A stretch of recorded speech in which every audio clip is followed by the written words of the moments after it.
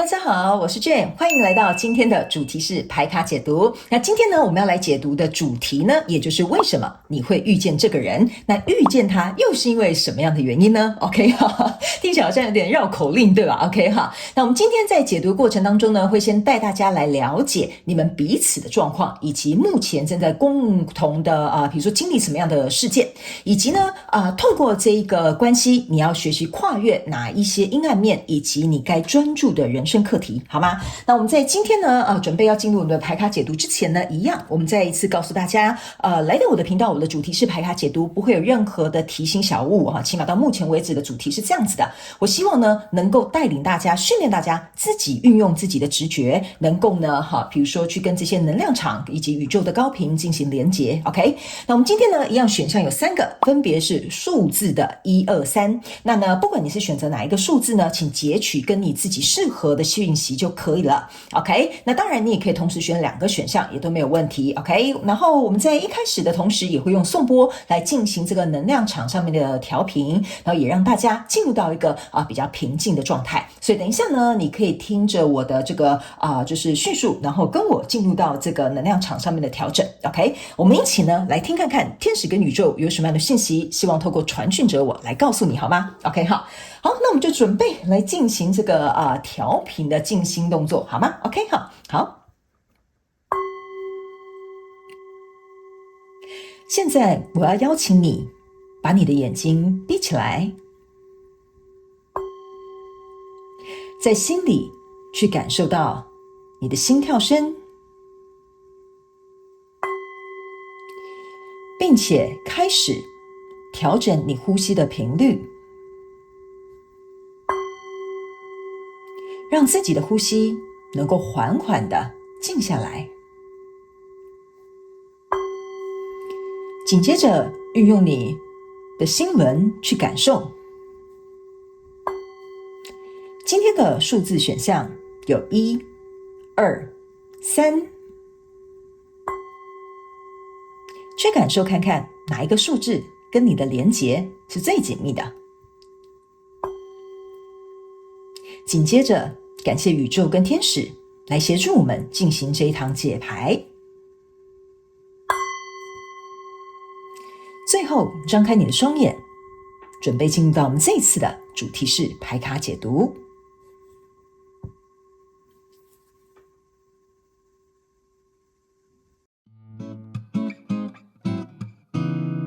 Hello， 大家好，我是 Jane， 非常感谢所有愿意在影片下方留言反馈以及按赞分享的观众朋友们，因为有你们的支持，才会有我的存在。所以如果呢，你还想要收听更多不同多元丰富的精彩内容，请你一起来收听我的主题广播节目，以及订阅我的电子报，就会收到最新的第一手消息。那如果呢，你还有其他的问题，也欢迎你点开影片下方的资讯栏，就可以找到所需要的答案。接下来就让我们一起来收看今天精彩的影片内容吧。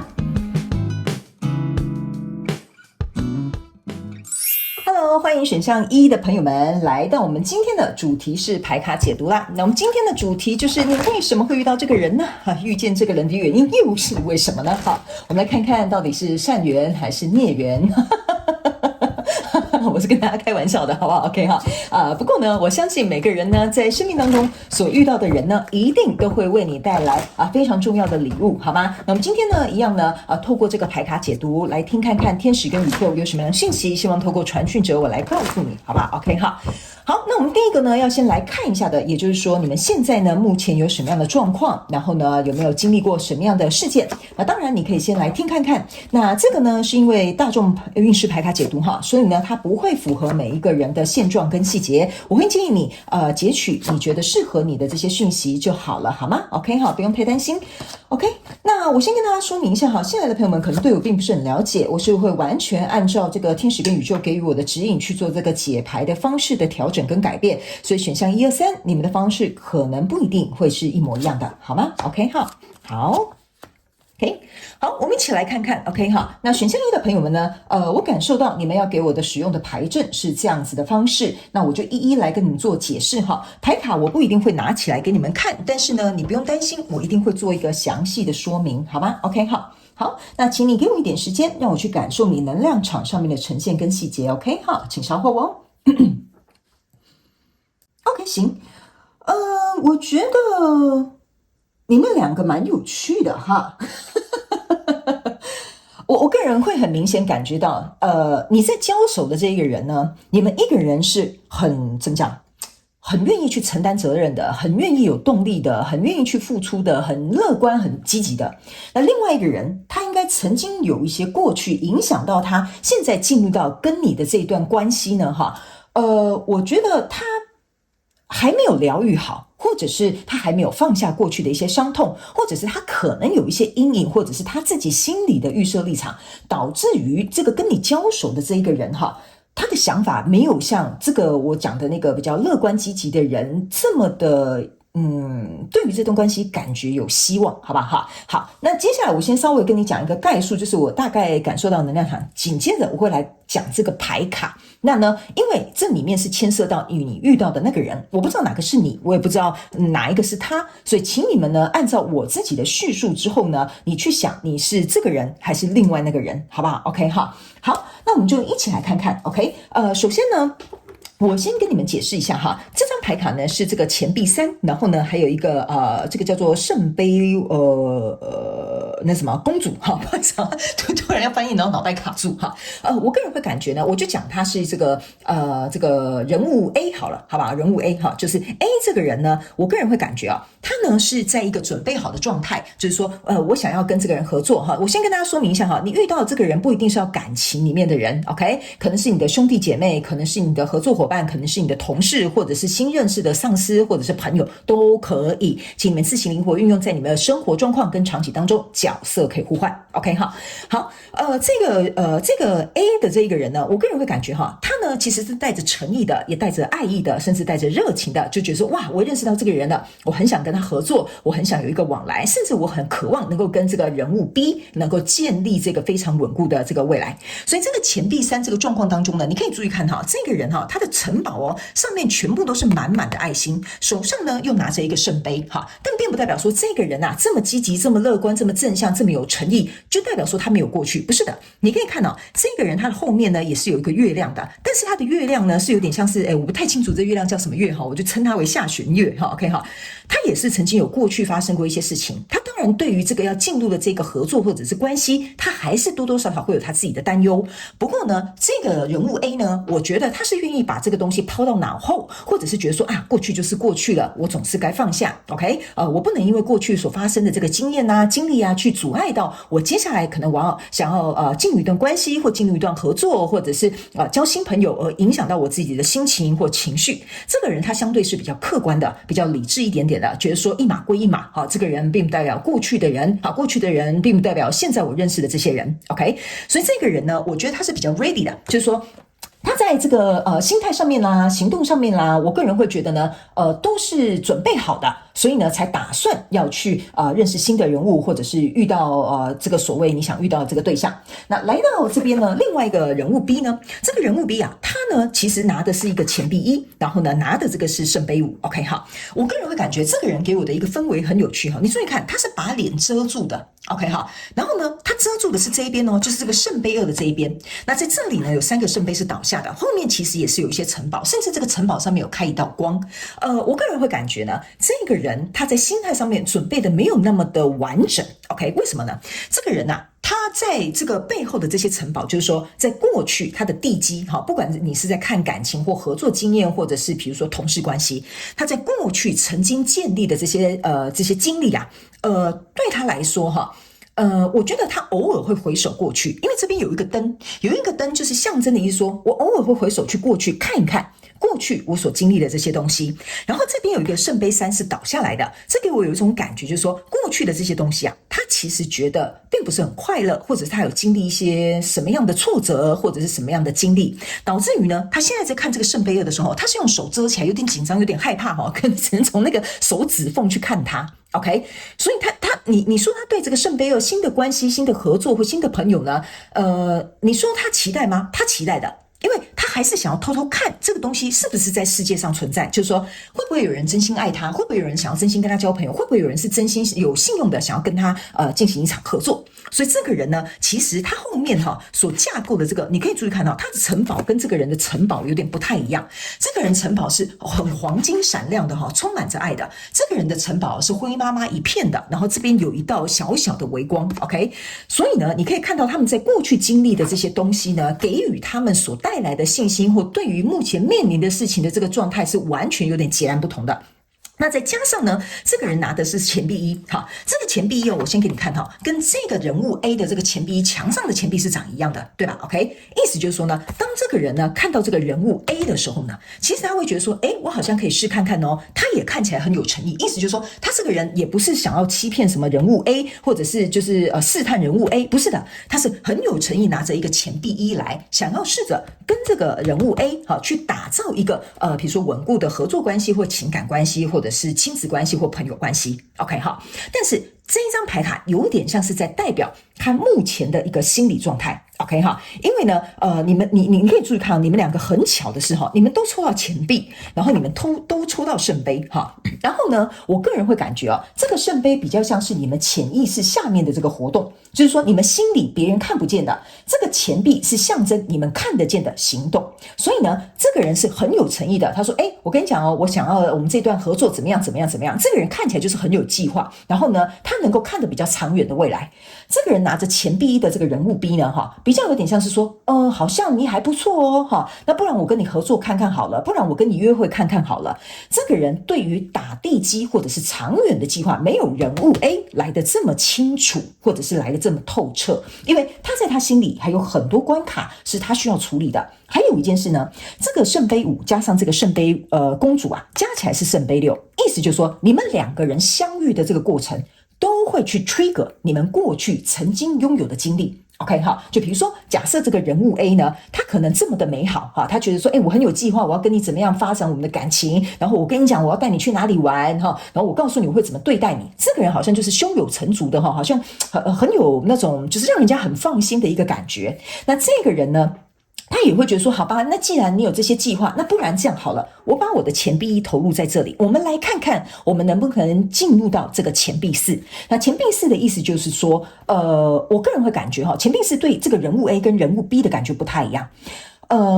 对于人物 A 来说，钱币4象征的是，你看我们共同打造了从钱币3走到钱币4的未来，很棒 ，OK。但是对于人物 B 来讲，这个钱币4有点像是说，我要看看我能得到多少，我能控制多少，我能够比如说这个状况能够比如说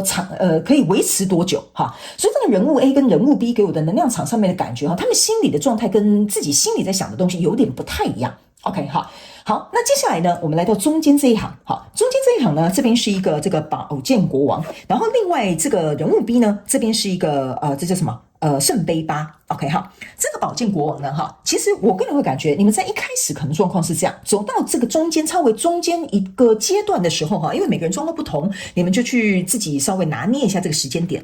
我个人会感觉呢，人物 A 的这个宝剑国王他是很清楚明白的，就是说我想要我们两个有一个未来，为什么呢？因为你们中间这张牌卡是一个未来。OK 好，就是说这个命运跟未来接下来该怎么走，这个人物 A 是很清楚的。我跟你讲我可能要跟你结婚或者是比如说人物 A 就会讲说，我们接下来应该要再进军哪个版图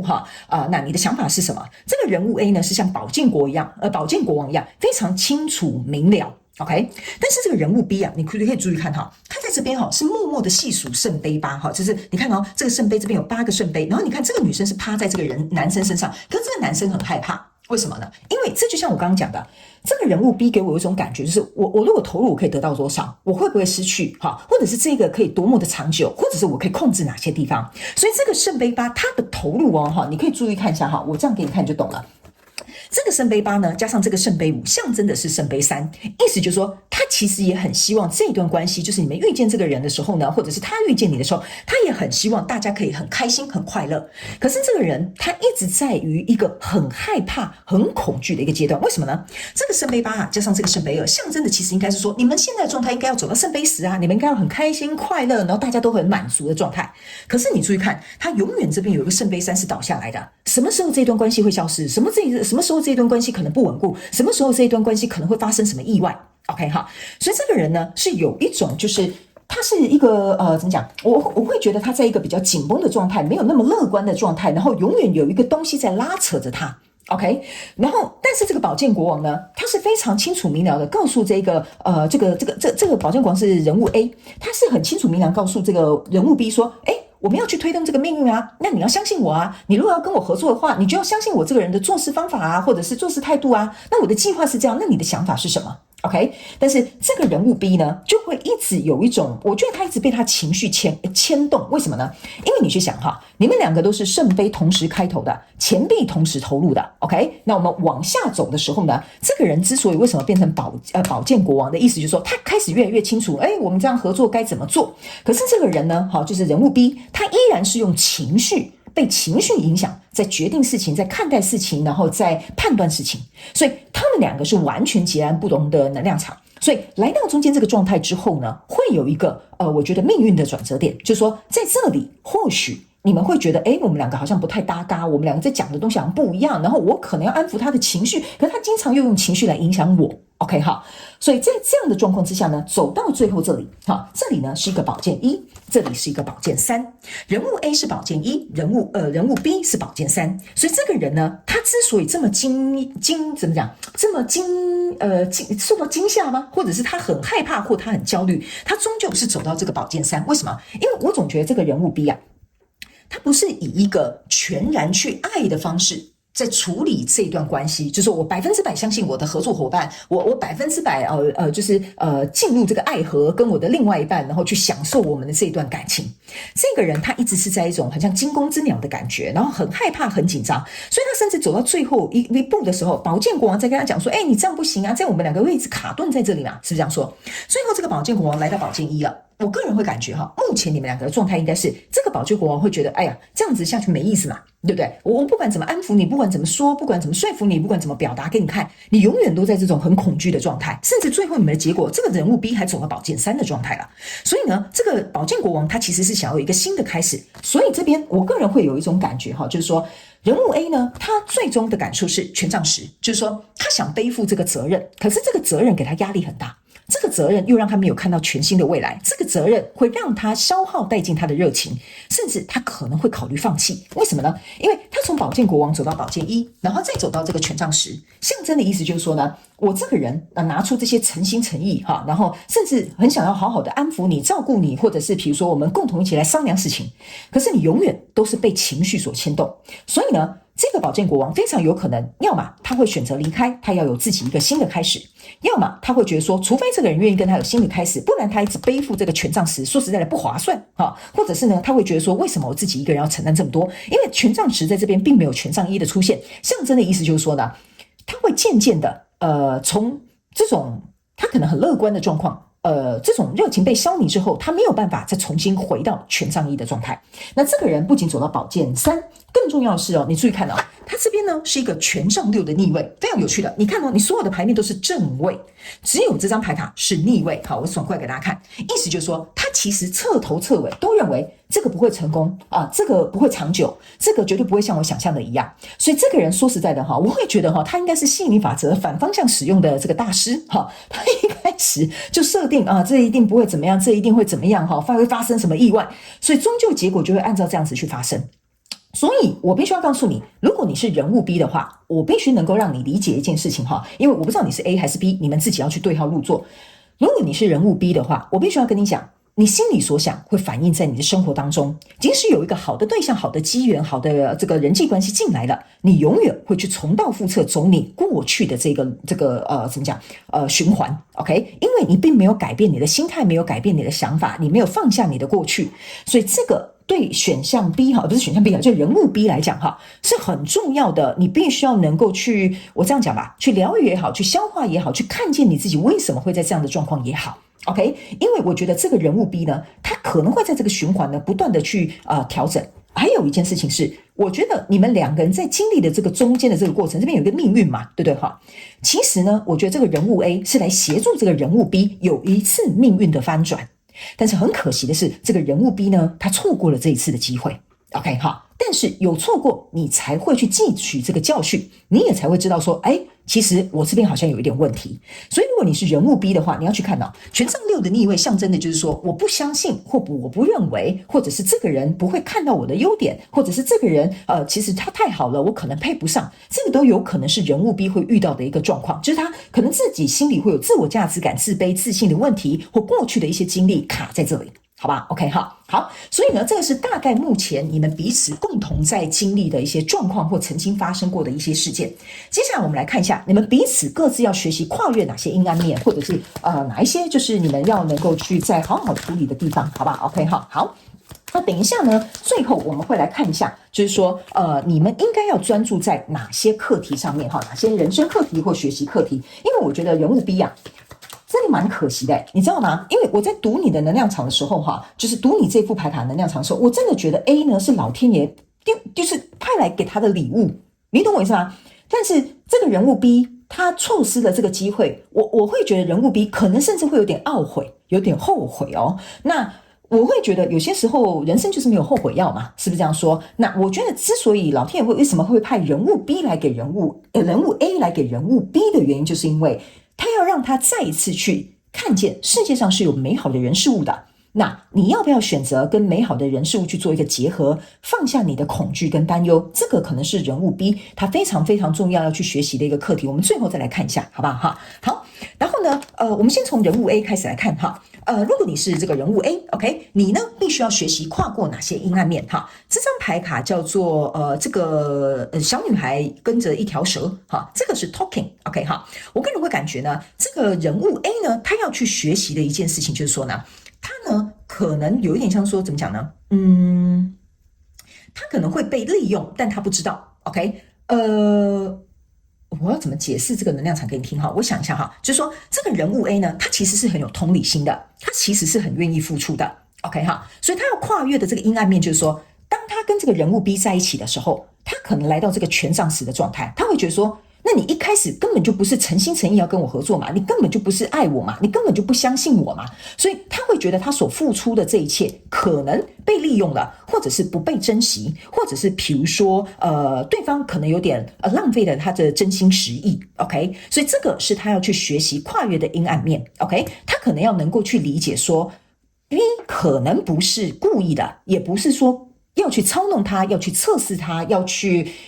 怎么讲占有或控制他，而是说 B 他自己也有他自己的人生课题 ，OK， 那他在没有准备好的状况之下 ，A 是不是要学习能够控制他所付出的这个量哈，或者是比如说他愿意给予的多寡，这个是人物 A 要去能够学习的一个课题。OK， 还有一件事情哈，这张牌卡还给我有一种感受，就是人物 A 呢，他要能够去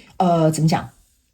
学习去辨识，好，去辨识哪一些人是真正准备好要跟他进入到这个人际关系里面。OK， 就是说他不能说，这个人他拿着这个钱币看似好有诚意哦，最大颗的那个钱币，那他一定就是个好人，他一定就是准备好了。不是的，有些时候呢，有些人他可能外表看起来准备好，但他内心并没有。所以人物 A 的这个部分呢，我会觉得他还要能够去跨越一个阴暗面，就是说他不要因为这样子而感到愤怒，就是说我被利用了，我被白被就是怎么样折腾了哈，我根本就不被珍惜了。他这样子的愤怒，他必须要能够去跨越之外呢，还有一件事情，他可能会觉得啊，我怎么世人不淑是吧？那是什么世人不清哈，就世人不清，他可能必须要跨越这个阴暗面，因为他也有可能。这个人物 B 造成他这样子的状态之后，他在下一次他在遇到一个新的人际关系的时候呢，他可能或许会变得跟人物 B 一样，就是说也不能讲说人物 B 造成他的创伤啦哈，但是呢，就有点像说他能不能够以一个像宝剑国王依然保持宝剑国王这个气势说。就是说 OK 我知道了，我付出是我自己愿意的 OK 我并没有被占便宜 OK 这也都是我自己心甘情愿的。那人物 B 没有准备好，那没关系嘛，我来到这个宝剑一的状态，那我就算了，我就认赔杀出。我觉得那是他的课题，跟我无关，因为我还是一个充满爱的人，我还是一个愿意给予甚至有同理心的人 OK 所以这个呢可能是人物 A 他要能够去跨越在这个中间过程当中他感到不舒服的地方这个课题这个阴暗面他可能要去学习。那来到这边呢，这个是一个 talking OK 哈我个人会感觉哈，这个人物 A 他还要能够去跨越的一个阴暗面的意思就是说呢，我要怎么形容这个能量场哈？等我一下哈，就是说他一直在用一个我觉得人物 A 有一个阴暗面，可能他自己没有看见，就是说他好像要一直保持在一个，你看我是多么愿意付出的人，你看我是多么有趣的一个人，你看我是多么愿意打电话给你，关心你传讯息给你，或者是比如说怎么讲，就是我也愿意给你时间，然后等你改变，然后等你相信我的这种人 OK。 但是这个相对来说，这个人物 A 他可能要去思考一件事情，为什么他要做这些事情。例如说有一些人他呢是希望透过你看我做了，他改变了，你看就是因为我，所以他改变了。好，当然这个各位选项一的朋友们哈，我不是说你是这样的人，因为来看这个牌卡解读的人有很多，我会尽可能把我读到的讯息都告诉你们 OK。 所以有些时候呢，选择人物 A 的人你要特别注意，你会不会为了这个自我成就的满足感，所以你可能会有圣母情节跳下去救这个人物 B， 所以你可能会被这样子的人吸引，所以导致于你的阴暗面这个阴暗面我只是一个形容词不是说你们真的有什么阴暗面就是说你是为了付出得到这些回应或者是认可或者是这样子的自我成就满足感，而导致于你会被就是 trap 在这样子的状况里面。意思就是说，如果你没有圣母情节，这样子的人他可能不会你不会感到被吸引，或者是你根本就不会想要跟他发展一段关系，或者是跟他在一起 OK 哈。所以这个是人物 A 的阴暗面，你要自己去问你自己，就是说为什么我会被这样的人吸引，我为什么会想要跟他去共同经历这些事情 OK。 我做这些事情，然后我要表现出我好像很大方，我好像很愿意，我好像很同理 OK。 原因是什么？这个你可能要好好的去思考一下OK。 还有一件事情如果人物 A 你在这一个人际关系里面你都是那个很主动的人，那你可能要去思考一件事情，如果你都是一个很主动，而这个人是一个很被动，或者是在观察，或者是没有像你那么愿意付出的话，你要去回想一下你是不是经常会用这种方式去对待跟你交手的人际关系，以觉得去感受到我这样子付出这段人际关系的维持是很有价值的 OK。 不一定是这样为什么呢？因为一段关系的价值是大家平分，你50我50 OK。 那如果只靠你自己一个人像权杖十这样子支撑的话，那不叫人际关系，那个有点像是你在扛别人的包袱，然后呢你为了要让这一段关系看起来像这个城堡一样很巩固，所以呢你牺牲了你自己在这个地方。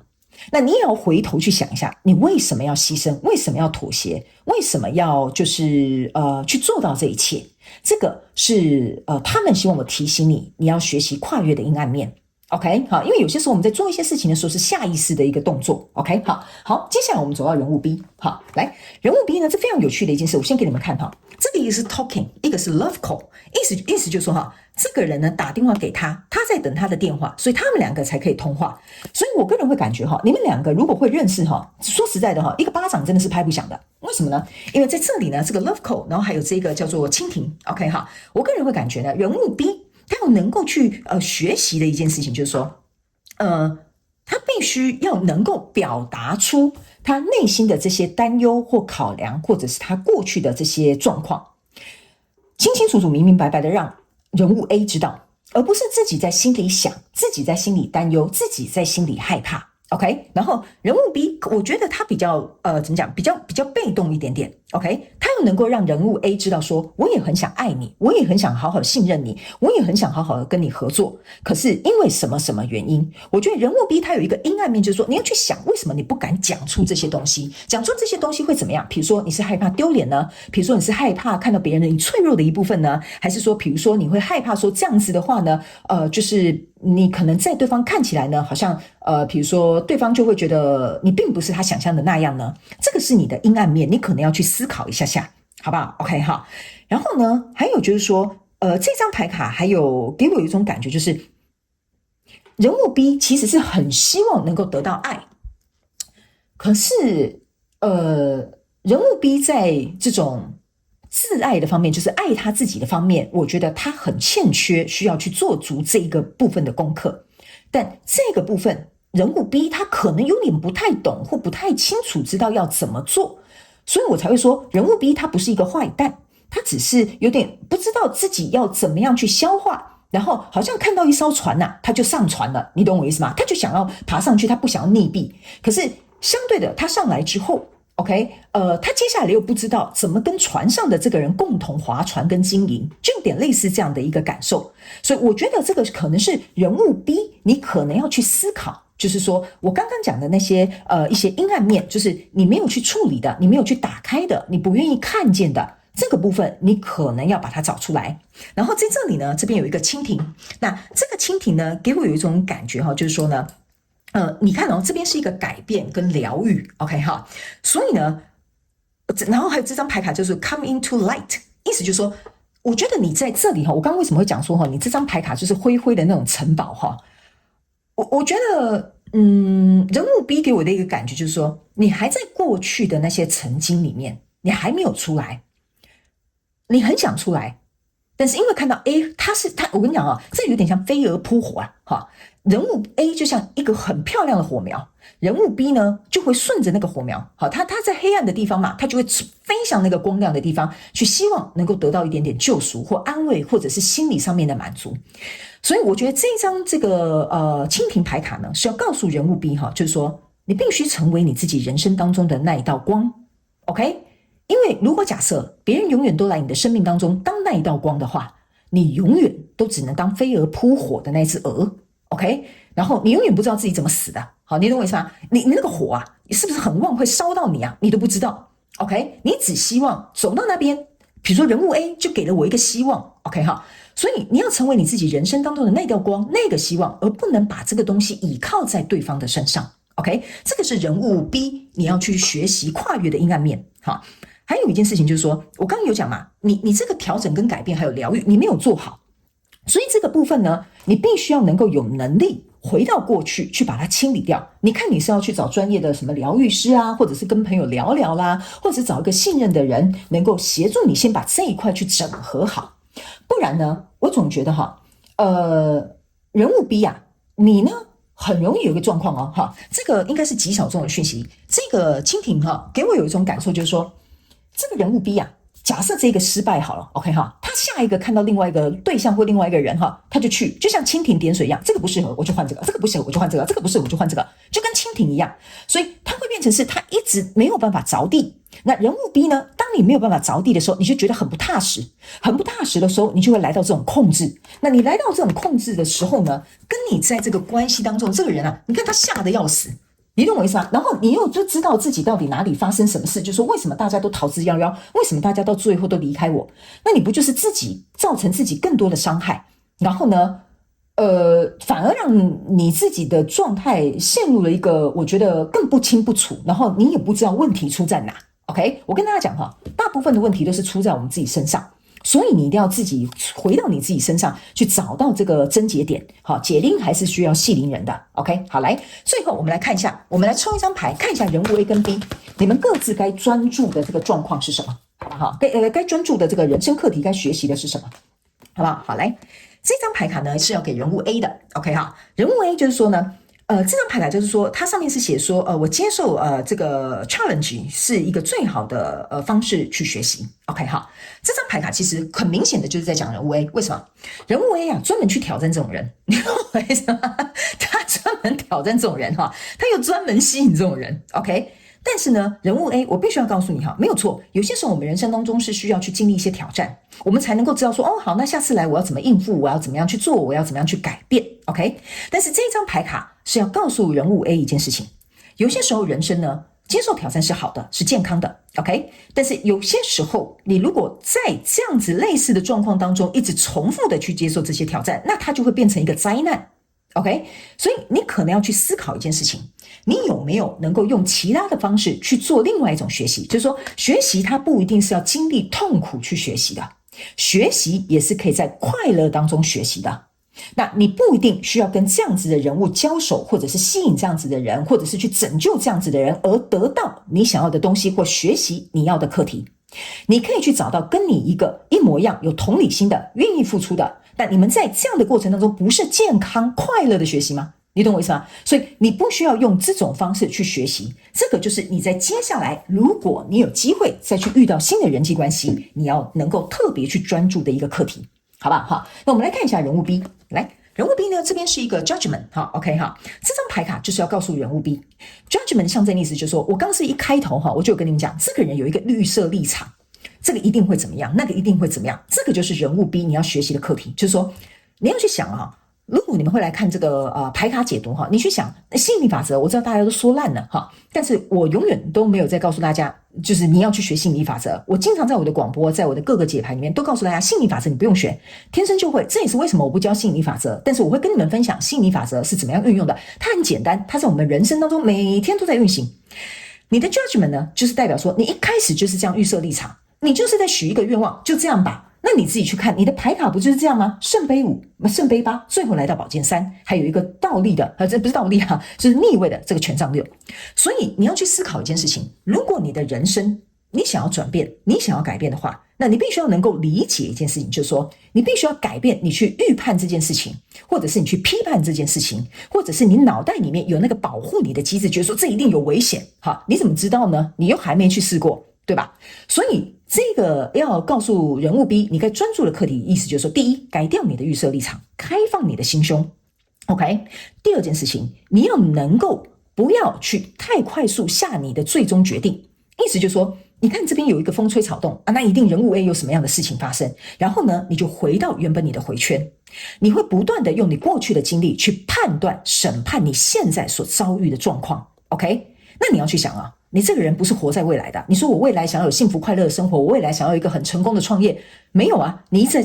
在用过去的经验跟过去的想法来判断你的未来，那你只是活在你的过去，你只是重蹈覆辙而已，人物 B OK 哈。所以呢，这个部分我就必须要告诉人物 B 的朋友们，你所思所想啊，就是你脑袋所想的一切会去创造你未来的人生，所以这个是你一定要能够去专注学习的课题，好吗 OK 好，那以上呢，这个就是我们要给选项 A 的朋友们的所有的内容。我希望呢，不管你是人物 A 还是人物 B， 都可以为你们带来一点帮助，好不好？因为呢，我希望你们可以来到我的频道，去学习到很多有关于你们自己内在的一个状态。因为在我的频道，我希望大家是学习自我成长 OK。这些所有的牌卡解读是来协助我们了解我们自己，它不是来定义，不是来断定你的未来会发生什么样的事情。但是当这些讯息来的时候呢，就比如说像我身为一个传讯者，我告诉你这是怎么样的一个状况，你也可以听听，拍拍屁股就走人了，你懂我意思啊？你可以不用在意。但是如果今天这个讯息听到了，这个真的就是你，那你要特别去理解为什么宇宙跟天使希望透过传讯者我来告诉你，这个你该学习的，你可以避免在未来去经历相同的状况跟难题。那为什么不去做一个改变呢？为什么不去做一个疗愈呢？我们不是来到人生就是为了体验美好的人事物，不是吗？ OK 好，那以上呢就祝福人物 A 跟人物 B 希望你们都可以能够好好去思考我今天要传递给你们的讯息，也希望呢这些讯息为你们带来一点帮助，然后也非常感谢你们来收看我的影片，也希望你们会喜欢。那我们就下一个主题是牌卡解读见咯，拜拜。好的，选项2的朋友们，接下来呢，我们一起来看一下在这里为什么你会遇到这样子的人 ？OK 那遇到他的原因又是什么？好不好那我们今天呢，在解牌的过程当中呢，会先来分析一下你们彼此呢，可能有哪些共同的经历，或者是发生什么样的事件，以及呢，来看看你们彼此要学习跨越的阴暗面，还有什么样你该专注的人生课题，好吧 ？OK 好，那我们一样呢，先来进行一个抽牌的动作，好不好请等我一下好，不好意思他们叫我重新洗牌一下，感觉还有一张牌卡卡在一个中间好，难怪我刚刚觉得怪怪的先来到我的频道的朋友们我先跟你说明一下我不是一个会按照牌阵牌意来解牌卡的一个人我完全就是按照这个宇宙跟天使的指引，以及这个能量场上面的呈现，身为一个传讯者呢，来告诉你们所需要知道的讯息，好吗？那如果你不是很了解我，请你去影片下方资讯栏看一下这个影片使用说明 OK 好啦 OK 行，这样就对了这个就顺很多了好的，那我希望呢，今天的这个牌卡解读呢，可以为目前不管你是在什么样的人际关系当中呢，都可以为你带来一点点比较一些清晰的一些这个状况的分析，然后呢，也能够让你准备好去面对怎么样去处理这一段关系，好不好 ？OK 好，那请给我一点时间，让我去感受你能量场上面的呈现跟细节 ，OK 请稍后哦。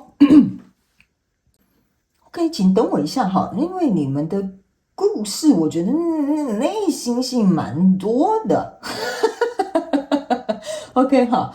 所以我正在找到一个比较容易跟你们解释的方式，让你能够理解一下。好，来，我们来看 ，OK， 好，那因为今天呢，你为什么会遇见这个人？那就会有2个人嘛，是不是这样说 ？OK， 哈，那我先跟大家讲一下哈，这个选项1、2、3，你可以去应对不同的人，哈，比如说1是你妈，2是你男朋友，哈，3可能是你的上司，都可以 ，OK。那今天为了让大家比较能够容易理解，我会用人物 A 跟人物 B 来做一个区分。那呢，所有的状况，请你自行的灵活去运用，但是角色是可以互换的，好吗 ？OK 哈，好，那我们就先来看人物 A 哈，人物 A 呢，在这边呢，你抽到这张牌卡是权杖1跟这个宝剑1，哈，宝剑7，对不起，那这张牌卡，这2张牌卡哈，在这个人物 A 的这个身上，给我感受到一个能量，就是说呢。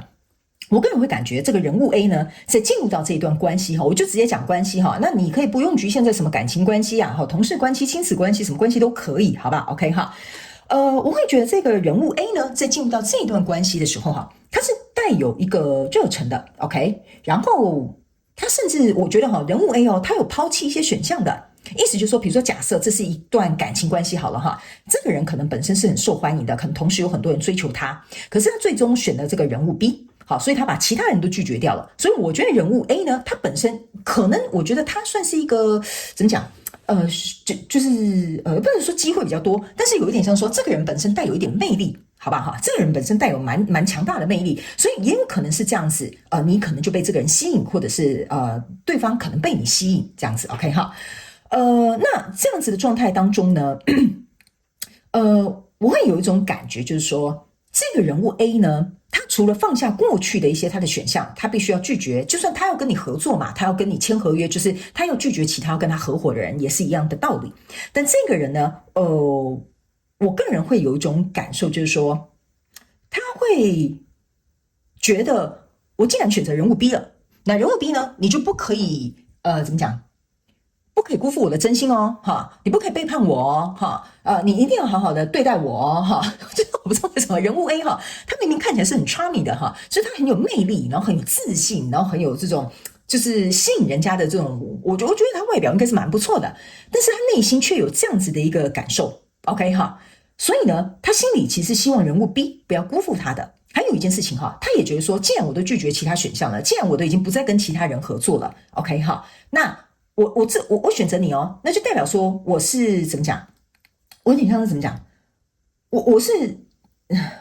这就是为什么刚刚我前面要读你的能量场，我很难读哈，就你们内心性很多哈，就是我就是只看重你一个人哈。那如果这是一段感情，你就会觉得说这就是我对你专一的一个表现啦，好，我就这样子说，好不好 ？OK。所以在这样的状况之下呢，这个人物 B 哈，我们来看一下。它呢，这张牌卡叫 Innocent，OK 哈，那这一张牌卡叫做 Transformation，哈，它是逆位的 ，OK 哈。那这2张牌卡在人物 B 上面表现出来给我的能量状态，就是说，这个人呐，你看他是蒙着眼的 ，OK， 他是蒙着眼的，然后旁边有一个人在扶着他在这边走路 ，OK 哈。我个人会有一种感觉哈，他有点像是有点，我不能讲说他误打误撞，但是我觉得他其实是没有任何的。过多的一个想法，就是说，他没有像人物 A 一样，就是说，你不可以辜负我哦，你一定要对我专情哦，你一定要对我怎么做哦，你一定要让我这个合作是成功的哦，他没有这么多的想法哈。人物 B 呢，他有点像是说，就是好像还不错哦，这个人物 A 好像蛮好相处的，那我们来当个朋友吧，或者是人物 A 我听谁谁谁朋友有讲过你哦，那不然这样子我们就来聊聊合作啊，哈，搞不好后来未来会有发展的机会。这个人比较有点像是说哈。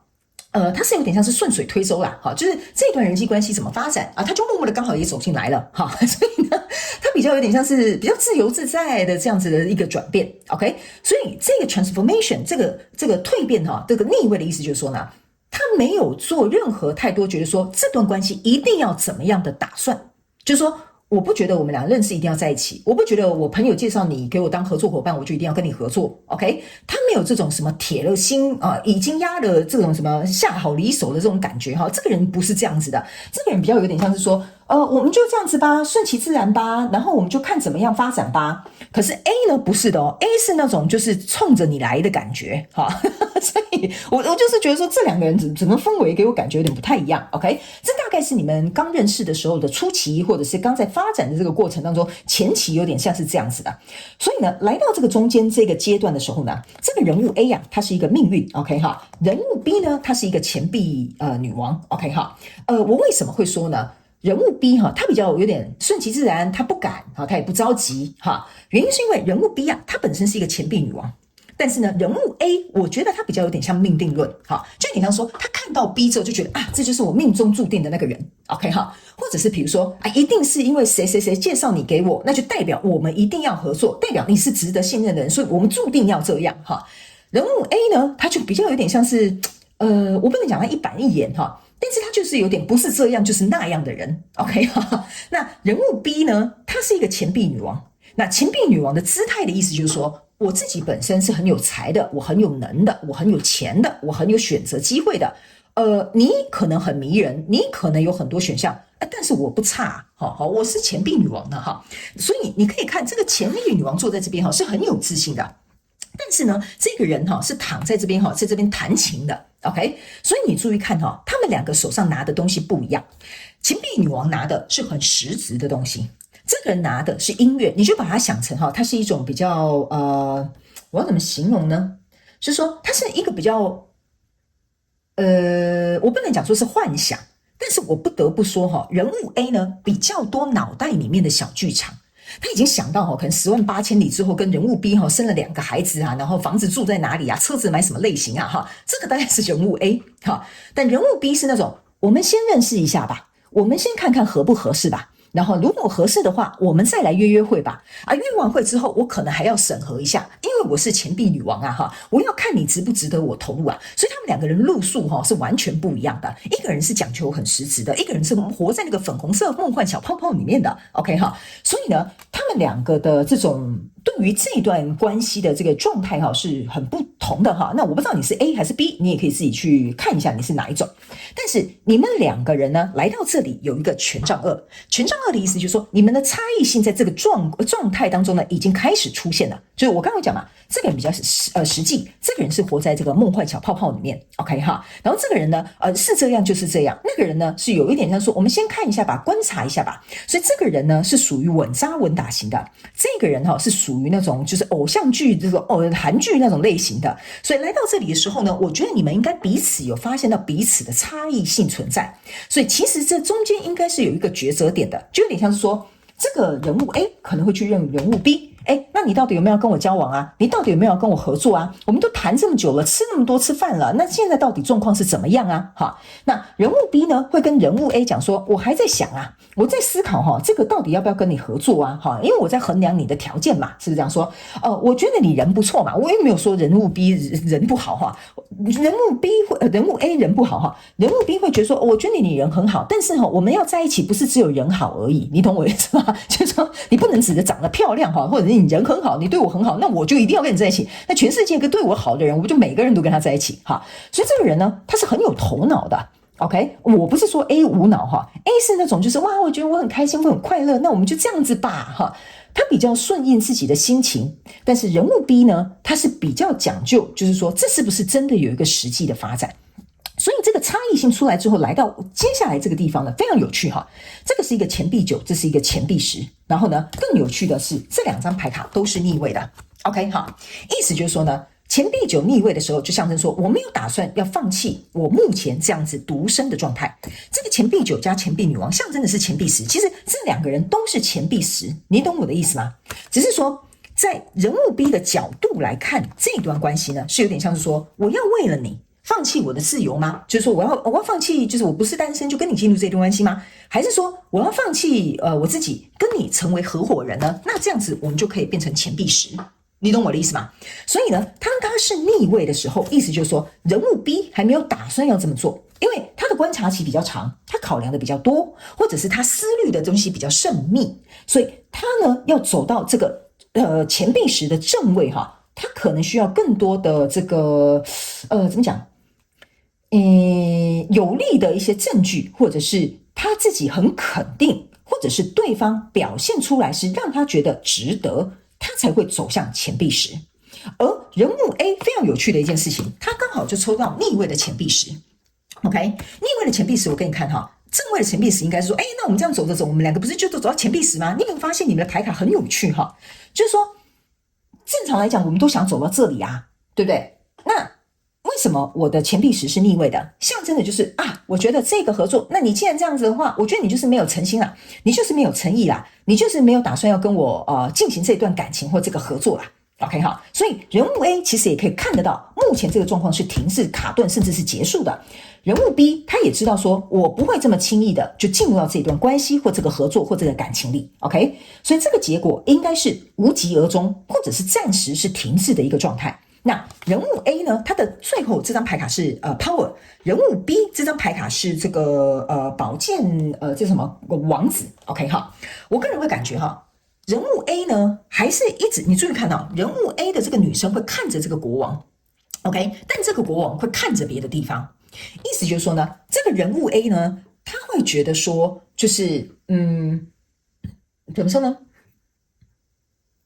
我怎么形容它？好，不好意思你们这一组选项2的朋友们你们真的是考验我的解读能力哈。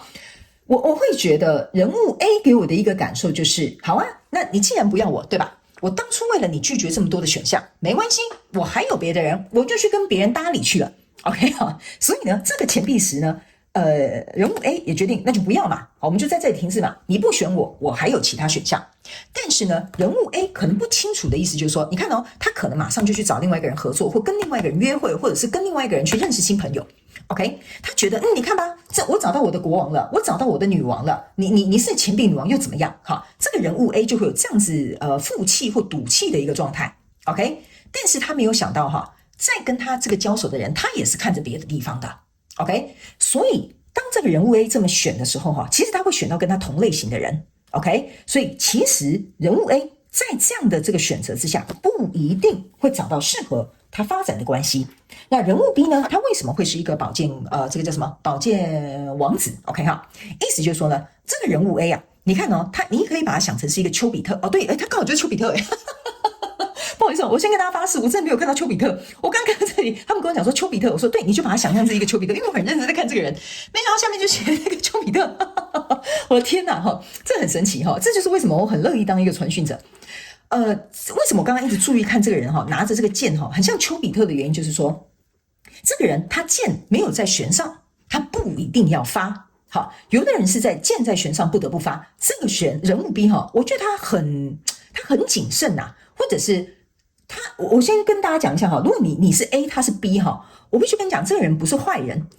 这个人是因为他很谨慎，他很清楚，这个人是一旦下定决心他是朝向奔着很长远的地方去，或者是他会扛起所有责任的，所以他很小心翼翼在他所要去投入跟投资的人事物当中。所以你注意看他这个剑没有放在这个弦上，象征的意思就是说呢，我没有一定觉得你就是我那个终极目标，或者你就是我的终极选项，所以他呢可能会再去寻找。然后呢，在这里为什么你们两个钱币石都是逆位的意思，就是说好你去找你的，那我也去慢慢找我的。所以我个人会感觉你们两个要么就是断联了，要么就是现在分道扬镳了。OK 好，那我觉得这个东西没有谁对谁错的问题，就是说每个人在这个关系当中所想要的这个，我觉得你们的速度有点不太一样，或者是你们刚好在人生不同的阶段，所以导致于你们这一段关系可能目前就只能以这样子的状况去做一个收场。OK 好，但是我不得不跟你说这个人物 B 这个人呢，他是一个，我给你看你就懂了。 OK， 他是一个他这个钱币里面是带有爱的OK， 然后他这个宝剑上面是一个爱心的所以呢，我个人会感觉他在找一个真正值得他去爱，然后或他热爱的一个这个合作伙伴，或者是他爱的一个人，或者是他热衷的一个项目去进行一个合作。所以我才会说，这个人之所以为什么那么谨慎，他不会轻易松手就像那个獒犬一样原因就是在这里。那 A 的这个人会比较有点像是我们感觉不错聊得很来那为什么不呢所以我觉得这个也有可能是你们价值观的问题，或做事习惯方式的问题，所以你们两个双方之间没有什么对错。OK 好，那接下来呢，我们就来看一下看一下你们两个人在这段关系当中，个别要能够去学习跨越的这个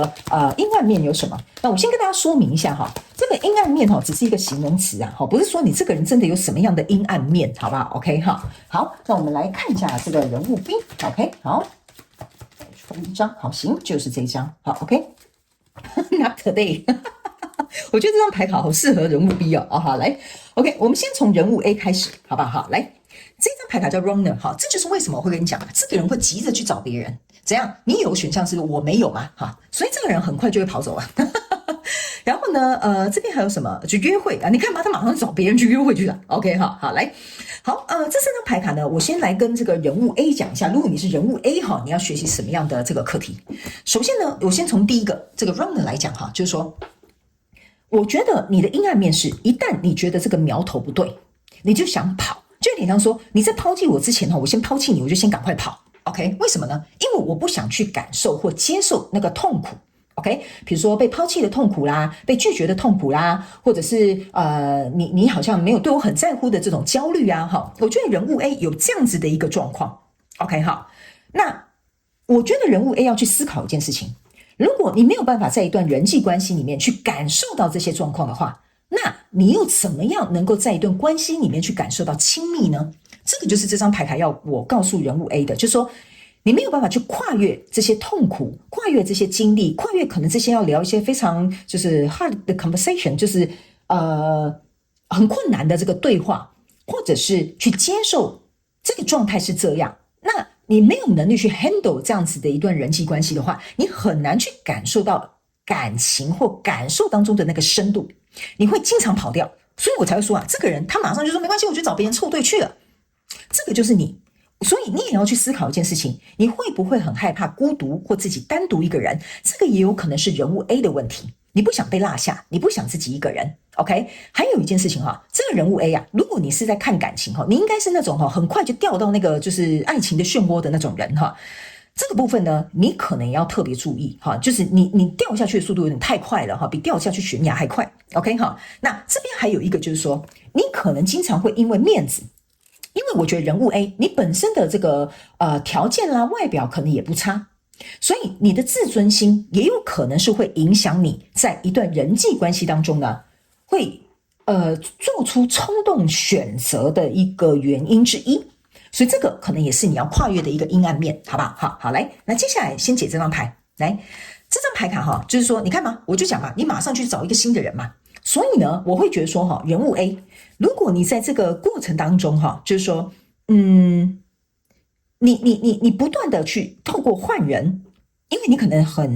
有很多选项。或者是你不断的去用另外一个人来弥补这个人给你的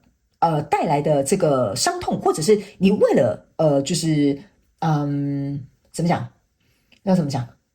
为了去气这个人，你马上就跟别人约会那这样子的状态其实对你来讲是不健康的。你要去想一件事情你这样子做是谁会得利谁会开心然后你这样子做之后，人物 B 会怎么看你？OK， 还有你这样子做，你真的有得到快乐吗 ？OK， 所以你要去想一下，你做这些事情，然后你跑来跑去到底在忙些什么东西这个就是你可能要去跨越的阴暗面。你为什么就是你为什么会3分钟热度，或者是对方一旦不给你这种很强烈的情感的时候，你就换人？这个也是这张牌卡给我的一个感受。就是说这个新鲜感没了，或这个人对我没有那么殷勤了，没关系，老娘就换人，反正我有很多选项。这个可能也要去思考一下下，好不好我不是说你不能换人物 A， 如果你是人物 A， 我先跟你讲清楚我不是说你不能换，我不是说你应该要乖乖的在这里，不是的，我是要告诉你的意思就是说，你这样不断换的原因，没有办法停下来的原因是什么？这个有可能是你要去跨越的一个阴暗面，好不好 ？OK， 好，那再接下来这张牌卡。这张牌卡呢，给我有一种感觉就是说，这是一个你必须要能够去怎么讲？这张牌卡我先跟你解释它的牌意。我通常不解释牌意，但是他们叫我直接解释牌意，人物 A 比较容易理解。来，这张牌卡就是，请你准备要复合，还有这是一个新的一个阶段，还有你要学习去扩展，还有你要能够去跨越这些障碍。OK， 意思就它其实这个意思就有点像是我刚刚跟你讲的，你不能每一次看到这个困难你就跑，你懂我意思吗？你不能每一次就是说我觉得我们刚开始相处不行，那就是不行啊，未来也不行。没有，有可能是你一开始没有去理解，没有去投入，没有去用心，没有去更多时间去观察，导致于这个东西它没有发展的机会。这个非常有可能是你必须要能够去学习扩展，用不同的方式去做事或跟人际关系相处。OK 还有一件事情就是说，这个 preparing for union 的意思不是说你要跟这个人复合，因为我刚刚有讲嘛，你们这边应该是无疾而终，不然就是暂时是断联或就是结束了。不是说你要跟这个人复合，而是说你要回头过来看，就是你要准备回去看，就是说如果当初事情发生的路线是这样，你有没有其他的做法，而让你们这个东西是有机会能够再谈下去，或破镜重圆，或者是能够有其他的发展性。这个是这张牌卡要告诉你的一个原因。 OK， 你去思考一下为什么你可能没办法做到这件事情，或不想做这件事情，有没有在你心里有哪些东西拉着你，告诉你说不要啦这样子根本就浪费时间，你就不要理这个人了，这个人就是怎么样。我觉得我不知道为什么我觉得人物 A 你身边应该有一些人会给你一些我认为不是很正确的建议这个你可能要注意一下。比如说我们这样讲好了假设我就把他当一个人感情关系来讲，假设你呢跟这个男生正在约会，这个男生呢同时呢可能工作很忙他可能一个礼拜可能2个礼拜跟你约会，或者是偶尔传讯息给你，你的姐妹她就跟你讲，这个男生对你没有心啦，这个男生对你投入不够啦。 OK，所以呢，你还真的觉得，就是这样啊，因为他没有像我想象中的那么热情我还为了他，然后还排掉其他的约会，然后他自己以为自己臭美什么等等之类的那我对他这么有感觉，他怎么可以对我这么冷漠什么等等之类的？那算了，那我就不要跟你约会吧，反正我觉得我也跟你走不下去，然后你就去找别人了。OK， 但是这个人他本身实质是钱币石OK。所以你去想一下，为什么这个人的个性、习惯、做法跟你不一样？然后你身边给你的这些建议，你确定这个是真的对你有帮助的吗？这个可能是人物 A 你要自己去观察的，好吧 ？OK， 好，接下来我们进入到人物 B。那人物 B 这边呢，你看他又是丘比特，你看我跟你讲真的很可怕。我自己有时候解牌解到很可怕。OK 就是你知道为什么吗？这个人就是一个丘比特。丘比特跟你讲啦，不是今天啦丘比特的剑告诉你不是今天，所以我才会跟你说这个人他可能走得慢，但他可以走得很远很长。那你如果是急性子就是那种看感觉啦不思考未来啦，没有做一些实质的想法我跟你讲人物 A 我没有要批判你的意思，但我必须要告诉你，你可能也不太适配人物 B。 为什么？因为你可能还是在一个比较年轻，或者是还没有想到很长远责任未来的一个状态，所以这个人可能本身年纪比较轻，或者是他的感情经历或者是做事的经验没有那么足够。人物 B 他是很稳扎稳打那个类型的，你知道吗？我在读你们的能量的时候，这个人物 A 的能量是往上的，这个人物 B 的状况是往下的，就是他很 down to earth， 他是很接地气的。 OK， 所以你看我真的非常感谢宇宙来验证这就是为什么我很喜欢当传讯者帮你们解牌。你光不同副牌卡可以抽到一模一样的这些内容，真的是难上加难。这个就是要告诉你这个人本身呢，他就是告诉你不是今天，没有那么快，冲动他不一定会做出正确的选择，好吧 OK 那这个人物 B 他又有什么样的阴影要能够去跨越？好，来，我个人会感觉呢，人物 B 不是我刚刚不是讲的他好像一副好人人物 B 都是坏人，不是的人物 B 也有阴暗面。 OK， 我觉得人物 B 的阴暗面的意思就是说呢，他必须在他不断的受挫，就是你想嘛，这个人物 A 来了，觉得他不是很热络，那他就走了。他当然也会受挫，因为他搞不好喜欢人物 A 嘛，他搞不好是想跟人物 A 合作嘛，是不是这样说？但是可能他没有跟他表达得很清楚，或可能中间有这个误会，所以大家各自在权杖2选择了不同的方向。所以人物 B 他要能够去跨越的障碍的意思就是说，如果我有这样的习惯，我这是想要射中我心中心仪的那个人，或我热爱的投资项目，或者是我觉得可以信任的合作伙伴。在中间的过程当中，你必须要能够相信，必须要能够有信心，你会找到那个属于你的人。因为在这个过程当中，人物 B 你一定会失去很多。这个人虽然离开，你还没有投资很多在他的身上，但你是人嘛，你也会难过。 OK 还有一件事情呢，就是这张牌卡给我有一种感觉，就是说人物 A 人物 B 你呢在这个过程当中我个人会感觉呢，就是你可能也要去思考一件事情，为什么你会走这么慢 ？OK， 就是说你为什么会比较谨慎、战战兢兢？我觉得这可能是有好有坏的一个特质。意思就是说，你会不会在这个过程当中啊，你很害怕受到伤害，或者是你也很害怕说，就是怎么讲，你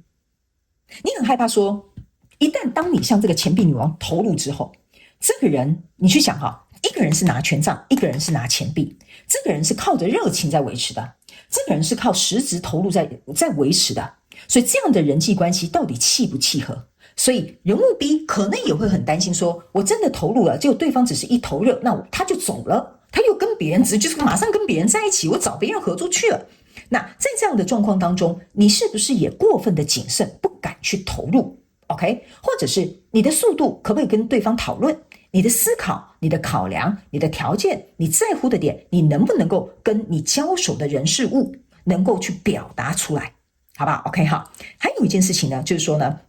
我觉得某部分人物 B 的人哈，就是你可能把你的这个怎么讲心墙，或者是把你的界限画得很清楚。那相对在这个很清楚的过程当中呢，对于跟你交手的人际关系呢，就比较难以跨越。OK， 等于是说你有一个 checklist， 你要打勾打勾打勾嘛，对不对哈？那这个人他可能打中2项，他还没有表现出第3项、第4项、第5项，所以你就等，好，或者是你就看，好。那这个人呢，如果他本身是一个耐心比较不足的，或他跟你的速度是不一样的，那你们两个之间就可能很容易有误会。所以呢，我会觉得你心中的那一道墙跟防备跟谨慎程度需要有一点点弹性。那我就会觉得你在未来的人际关系里面呢，可能会比较顺畅一些，好，才不会导致于可能或许，我觉得不一定是人物 A 的问题啊，搞不好也是因为你自己过于谨慎，过于的把这个边界感，把这些东西画得太苛刻。如果你有这样的状况的话，我觉得可能要适时的调整一下，好不好 ？OK， 或者是人物 B 也有另外一个，就是说。你为什么要把这一道心墙或把这个戒备拉这么高？你去想一下，你害怕什么东西？好吧 ？OK， 这个大概就是人物 B 要去学习跨越的阴暗面。那接下来我们来看一下，你现在应该专注学习什么样的这个人生课题？好吧 ？OK， 好，行 ，OK， 好的，他们说这是你们两个共同要学的哈，这个是人物 A，OK， 好，来，我们一起来看人物 A 呢，你要学习的就是平静 ，OK 哈。我个人会感觉哈，人物 A 啊，你给我的一个感觉就是你可能是一个比较年轻的灵魂 ，OK， 所以呢，相对你的能量场比较躁动，比较漂浮不定 ，OK 哈，所以呢，我觉得呢，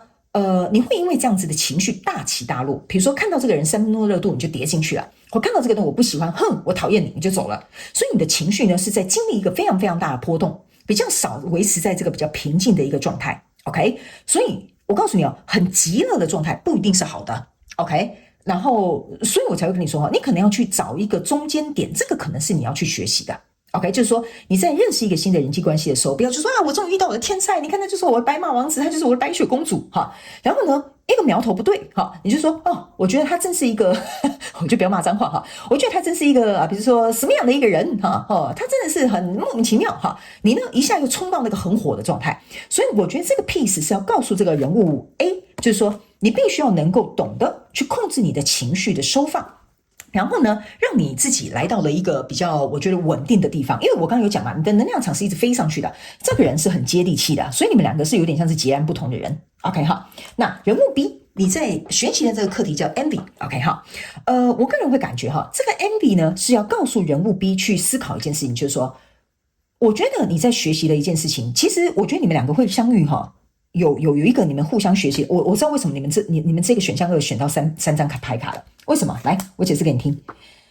人物 B 很羡慕人物 A， 可以这样转身很快速的就离开，有这种很轻盈、很快乐、很年轻的这个怎么讲？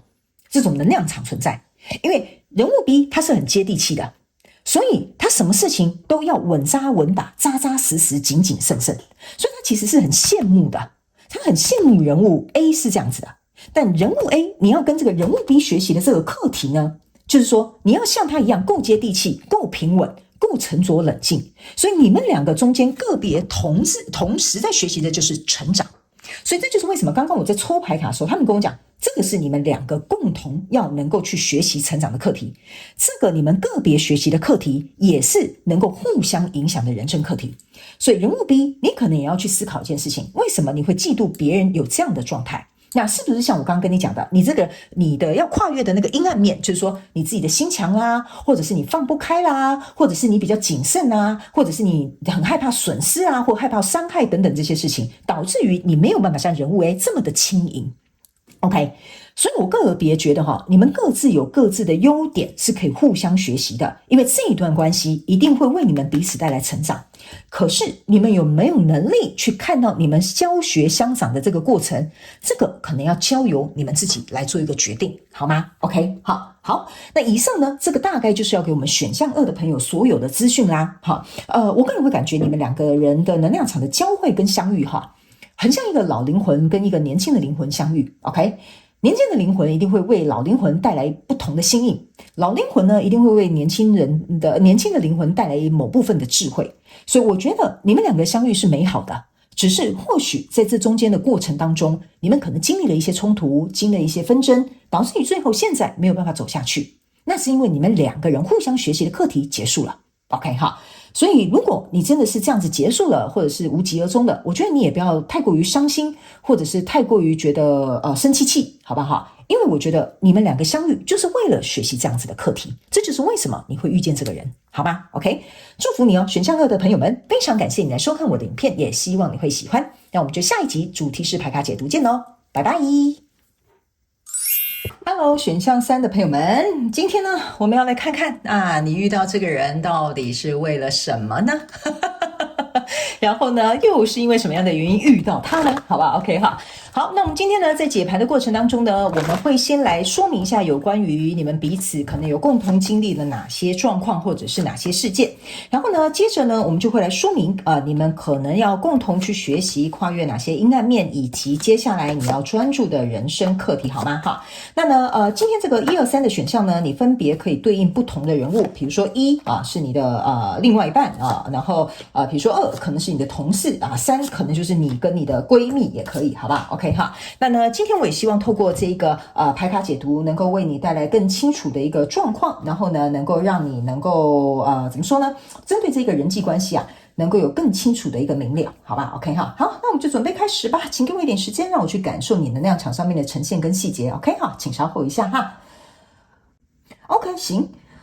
我觉得你们两个人的故事蛮有趣的好，那今天呢，因为是你遇到他或他遇到你嘛，所以会有2个人物，所以我会分别讲人物 A 跟人物 B， 那你们可以自行运用在你们看是什么样的关系当中，不一定是要感情，有可能是亲子、同事或者是其他的关系。然后人物 A 跟 B 是可以角色互换的，好吧？好，我们一起来看看。首先呢，人物 A 呢，给我感觉到呢，他是分别是用这个钱币国王以及权杖十逆位的这个代表 ，OK 这2张牌卡呢，在代表人物 A 的这个过程当中呢，我个人会有一种感觉人物 A 呢，他其实不好意思那个影片断掉一下就是我不知道为什么我读到一个非常特别一个小众的讯息，就是某部分的人，如果假设你真的是在看感情这个人应该曾经有离过婚 ，OK， 这应该是蛮小众的讯息。那他好不容易结束了这一段婚姻，恢复到他自己单身的一个状态，所以他现在呢是一个钱币国王 ，OK 这是一个如果你刚好交手的人可能是这样的话非常有可能他就是人物 A，OK，那这个状态呢，给我有一种人物 A， 他其实好不容易从一个我先不要讲，不管他有没有离婚或者他是这个是小众讯息嘛，我们还是讲大众为主。就是说，这个人物 A 给我的一个感受就是说，他好不容易有点像是摆脱了或放下了一个可能很沉重的一个责任。所以在当他进入到这一段关系的时候这边呢，我稍微他们叫我解释一下有一些人，比如说这个人可能是之前跟别人合伙，但好不容易拆伙了，也是可以这样形容，好吧？不然你们都会觉得说我好像一直在讲感情的东西，不是你们可以自行套用在任何的关系当中。所以呢，当他离开这样子的状态之后呢，他现在呢也不能说他无事一身轻，但是他手上是握有钱币的，意思就是说他这个人还是有一点怎么讲在进入一段关系的时候呢，他是愿意拿出诚意来的，而且他本身是有这个能力的 OK， 只不过因为过去的这样子的一个状态会变成是说呢，他好不容易就是你看哦，他这个房子在这里哈，这边是很多山脉哈，我感觉这个人哈是翻山越岭哈，好不容易今天终于来到这样子比较舒服的一个位置，所以他对于承担啦，对于责任啦，对于应该要去负担些什么东西啦哈，他比较没有那么的强大的意愿。我这样子讲，就是说你要叫他做可以，他可以做，但是他不会做完全，就是他不会做到100%啦哈，就是他不会全心全意的去做，他不会做到满这样子。所以呢，这个人之所以为什么他不会做到满的原因，是因为这个钱币国王哈，他给我有一种感觉，就是所有的东西是在我掌控之中，我要给你才能要，就是应该是说你要我不一定要给，我给你你才能拿得到。OK， 好，所以相对的，在现在的这个人际关系当中，某部分的人，如果你交手的人是 A， 好，你本身是 B， 你可能会觉得这个人有一点小气 ，OK， 或者是你会觉得他投入的程度不够多，你会觉得这个合伙人好像很会说啊，看起来很有实力，但是叫他做叫他干嘛的时候呢，他好像就会有一点停在那里。OK 哈，这是这个人物 A 给我的一个感觉。那人物 B 呢，他在这里呢是一个觉醒，然后这边呢是一个圣杯8。OK， 我个人觉得人物 B 反而给我的感觉哈，是指他从过去的这个状况当中哈，他已经觉醒了，就是说过去不管是在什么样的关系里面，他已经从他曾经所付出过的一切去检讨过了，去反思过了，然后去回忆过了，就是说什么东西我要避免，什么东西我应该要怎么样，什么东西我应该自己要做一个改变，就是说这个人啊，他是有把自己去调整好，准备要进入到一段关系的。OK， 不管他以前跟别人合作失败，那是以前的事。OK， 现在呢，我要找一个新的合作伙伴呢，好，这个是我已经准备好了，不管是在财力上、实力上或者状态上都准备好了。OK， 所以这个人反而给我有一种感觉哈，他是以一个就是比较清醒的态度，然后呢，也是在身心灵或者是在各个实际上面的该准备的条件，这个人他都是很 OK 的，好吧 ？OK 哈，好，然后呢，这个人物 B 还有给我另外一个感受，就是说，他是一个很愿意怎么讲，在他所爱的事物或人上面是下功夫的，而且他呢，人物 B 会给我有一种感觉是，他很愿意去给予，很愿意去付出，很愿意去温暖别人，甚至很乐意分享。这个是人物 A 给我的人物 B 给我的感受。那人物 A 呢，为什么会说就这个就有点像是一个反差哈？这个就会有点小气，你就会觉得我给你这么多，你给我这样，但是我必须要讲一件事情哈，就是说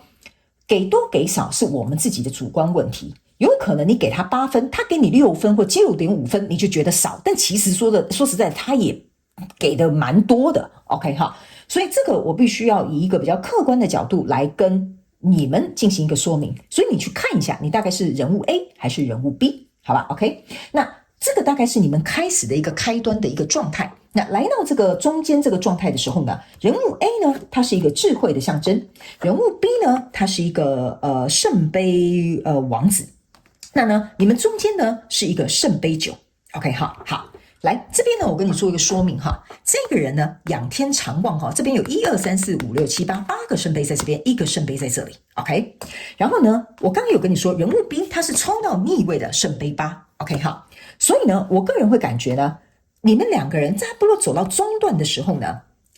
有点像是说，好，我也投入，你也投入，我们就来合作吧，你也跟我合作吧。但是来到这里的时候呢，我会有一种感觉，就是说，当你们双方都协议要去投入的时候，人物 B 呢，他还拿了另外一个圣杯，就说，这边是不是不够啊？我再投入多一点点。为什么呢？因为圣杯9加上这个圣杯王子加起来就是圣杯10，就是你们两个，我觉得哈，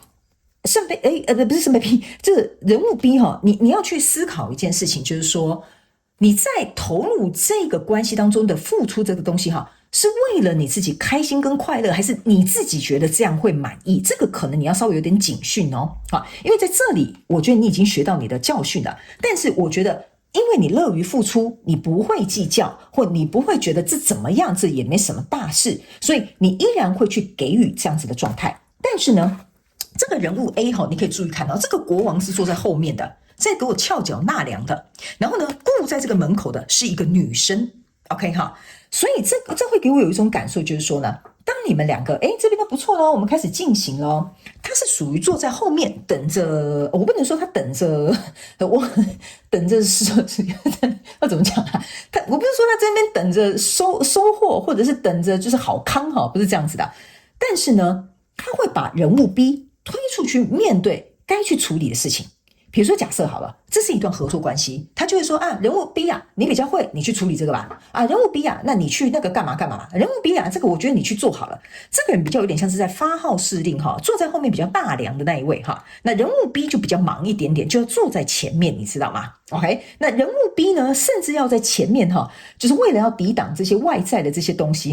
然后呢还要去怎么讲？做一些公关啦，然后做一些沟通啦，然后做一些表达啦，去假装就是说，哎呀，人物 A 他不是这样子的啦，人物 A 比较忙，所以今天我来跟你们开会，好不好然后你的合作的对象就会说，怎么每次都看不到人物 A 你们到底是不是有没有在一起合作他到底有没有诚意要跟我们合作所以我觉得有些时候人物 B 好像要去帮这个人物 A 搓一些汤圆，我不知道为什么我这里有一个感觉是这样子 OK 那这个人物 A 就会经常躲在人物 B 的后面 OK 所以我才会说他这样子的表态跟这样的状态会让人物 B 或在旁人眼光看起来这个 A 好像没有投入那么多 OK， 紧接着走到接下来这里之后呢，这是一个 balance， 然后呢这个是一个命运 OK 我个人会感觉呢在你们两个相处的这个过程当中我觉得人物 B 呢要稍微去注意一件事情，就是说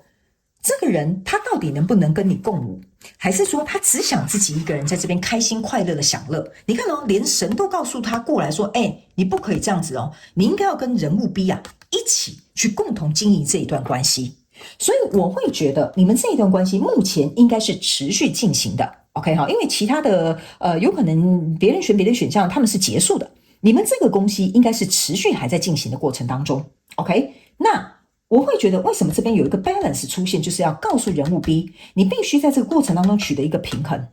这个人物 A 呢不能单单的觉得说我好幸运我有人物 B 来到我生命当中，那我就享乐吧汤是不可以这样子的不管你是 A 或 B 你要稍微注意一下这样的状况。那呢来到这里呢，人物 A 还有一个 sacrifice， 然后人物 B 有一个 temptation OK， 我个人会有一种感觉，就是说假设你们这一段关系还是持续在进行的话，那人物 A 呢他会经常让人物 B 就是这个女生经常必须要牺牲，而人物 A 只想去做他想做的事情，或者是他想付出的部分，或者是他觉得这个是我想做的不想做的我都丢给你的，这个会造成人物 A 你会经常让你跟你交手的这个人进行某部分的牺牲 OK 那我会觉得这样子的状况其实对这段关系可能长期来说是没有什么太大的帮助。那人物 B 你要注意的就是当你们两个人之间有这种失去平衡的状态，一个人在那边纳凉，一个人负责牺牲，那人物 B 你会非常有可能受到其他的因素诱惑，而造成这个人际关系可能会有点动荡。就是说假设人物 B 真的都是那个牺牲奉献付出的那个人，那他发现人物 A 竟然是这样子对他的，如果他身边刚好有另外一个更好的合作伙伴跟对象，他就会朝向那个方向去了。这个就是我必须要去跟人物 A 讲说，你要去想这个人为什么会有这样的状况出现，你先检讨你自己。人物 B 为什么会受到其他人的诱惑，那你要去看在这段攻坚过程当中，这个人给你是不是一个平衡的状态 OK 所以呢我觉得你们大概的故事是这样，我们接下来就来看你们要各自学习跨越的阴暗面是什么，好吧 OK 好。然后呢我们等一下还会来看一下你们个别要去专注学习的这个人生课题是什么，好吧 OK 好，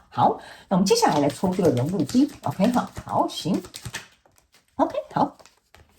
人物 B 好像这一张 OK 好，我这边呢要稍微补充一下讯息给这个选项3的朋友们，好不好我在这张是你们共同要去跨越的我在读你们的能量场的时候我觉得人物 B 你呢是的确在过去的经验当中有学到一些东西，但是我觉得你的弱点就是呢，你看到一个你很爱的人，很爱的合作项目，或很好的一个你觉得这个就是我梦寐以求的合作伙伴你有时候在过去学到的这个经验，你就会通通棒雷吉啊，你就会全部都忘记了，你就会觉得投入就是投入，因为我们两个就是要怎么样，所以你就会忘记你在这里曾经是很清醒、很觉醒的一个状态。所以我觉得你之所以为什么会跟这个人物 A 结合，就有点像是在考验你，就是说你已经经历过过去这些事情了，现在又来了一个这样子的人，你有没有做出不同的做法或改变 ？OK， 好，你有没有做出不一样的反应？这个是人物 A， 我觉得你的能量场讯息有给我这样子需要补充给你了解的。OK， 好，不然呢？你原本从过去的课题学完了，你不仅又陷入相同的课题，接下来你还有另外一个新的课题，你可能会被其他的机会或人事物诱惑，这个会变成是说你同时这个功课你就加倍了。那人物 A 的这个部分呢，会给我有一种感觉，就是说你不能因为过去曾经的这些重担或负担，而去避免在一段人际关系当中你应该要承担的这些我觉得相对应的责任或者是付出。 OK，因为这样对你来说可能是一个保护的方式，但是对另外一个人来说可能不公平，还有你会因为这样子可能没有办法很稳定的再一次去找到一个你真正觉得这个是值得投入，或者是比如说可以很长久稳固的一段关系。这个是人物 A 跟 B 我各自想要再补充给你们的一些能量场上面的讯息哈。好，接下来我们就来看人物 A。 来，人物 A 呢抽到的这个是订婚戒指，还有这个是什么棺材，然后还有一个黄金的什么什么镜子。好，来我先跟你解释这一张牌卡好了哈。这个是一个棺材哈，就是说你明明跟这个人物 B 好，这边是人物 A 哈，你明明跟这个人物 B 是有一个好的开始的，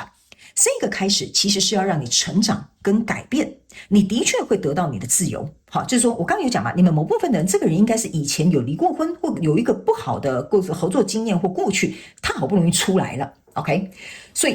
在这样的状况当中呢，其实我觉得这张牌卡是老天爷给人物 A 一次解脱的机会，而重新去学习该怎么样去做到跟人际关系之间交流的一些责任。因为我总觉得某部分的人物 A 极小众从那个状况逃出来的人，是因为他在那个状况当中也没有去承担相对应的责任。 OK， 所以呢，这个你要学习的跨越的阴暗面的意思就是说呢，就是你如果觉得你想要怎么讲，如果人物 A 你本身也是想要追求一段稳定的人际关系，或值得投入或有价值的人际关系，你不能呢每次这个东西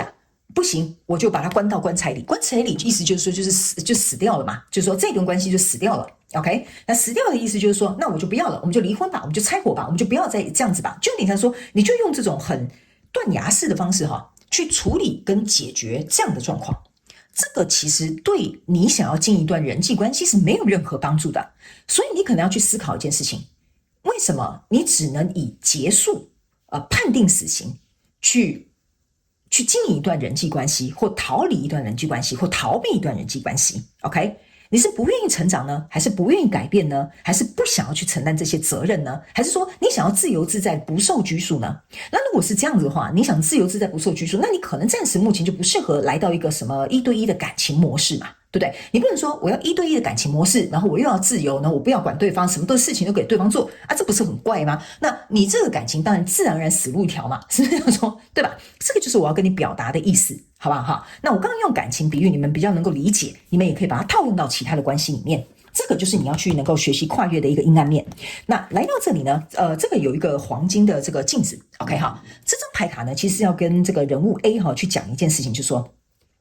你不能因为你逃离了之前那个状况，你好不容易恢复了可能你的黄金单身汉或者是你恢复到你自己一个独资的一个状态 ，OK？ 所以你注意看这上面写的很清楚，这个我非常感谢宇宙来验证我要告诉你的，这叫做 one-sided relationship。 就是为什么我会跟你讲，这个人好像就是坐在这边给我拿什么好康的就在那边等着坐等你懂我意思吗？这就是前面我已经读到这个能量，所以呢，这会变成是说呢，在这样子的一个状况当中人物 A 你会太过于认为我是一个钱币国王对吧？他想要跟我合作，他想要跟我在一起，他要让我看看他是怎么样的一个人嘛，对不对？那他有什么样的条件？他有什么？我觉得这一张牌卡是在告诉这个人物 A 就是说，我不是说你不能往你自己脸上贴金，但是这个人物 B 是一面镜子 ，OK 他是在让你看见你自己有多么的怎么讲？在过分自负这一块，你要特别注意。还有不愿意付出 one-sided， 就是单方面的这种关系哈，这是不被允许的。OK， 你不能说你想这样就这样，你想那样就那样，那你这个人就不适合经营一段关系，你懂我意思吧？你就经营好跟你自己的关系就好了。OK， 这也没有什么对错。可是如果你既然想要，为什么呢？因为我觉得人物 A 啊，你这一张牌卡是吸引人物 B 来到你的生命当中，告诉你，你其实很渴望有这样子的人，你也很希望能够跟这样子的人有一个美好的关系，但是它就像一个照妖镜，照出来了，你没有办法像人物 B 一样这样子付出，这样子努力，这样子诚心诚意，甚至在外面帮你阻挡风雨。所以